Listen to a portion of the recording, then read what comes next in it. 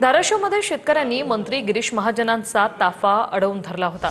चिंचपूर ढाके गावात पावसामुळे शेतकऱ्यांची अनेक जनावरं दगावल्यानं बळीराजा हवालदिल झालाय। मी पैसे घेऊन आलो नाही, गिरीश महाजन यांनी हे वक्तव्य केले। तर मंत्रिमंडळ बैठकीत सरकारनं शेतकऱ्यांच्या हाती भोपळा दिला असं रोहित पवार म्हणतात।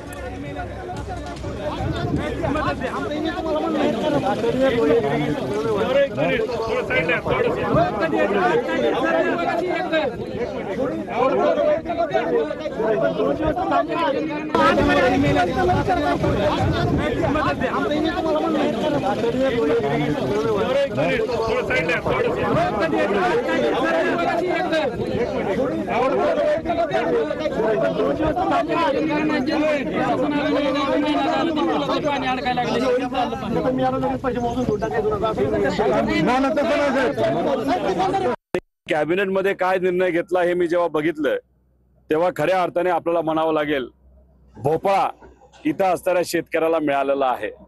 50,000 रुपये हेक्टर शेतकऱ्याला मदत ही जाहीर होईल अशी आमची अपेक्षा होती।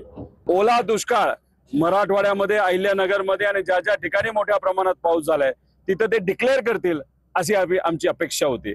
पण मराठी पत्रकारांनी जेव्हा मुख्यमंत्री महोदयांना हा प्रश्न विचारला की तुम्ही काय डिक्लेअर करणार आहात का, सहजपणे त्यांनी बगल दिली। दादांकडे तिजोऱ्याच्या चाव्या, पण तरी सुद्धा आमच्या शेतकऱ्याला तिथं आश्वासन सोडून काही मिळालेलं नाही।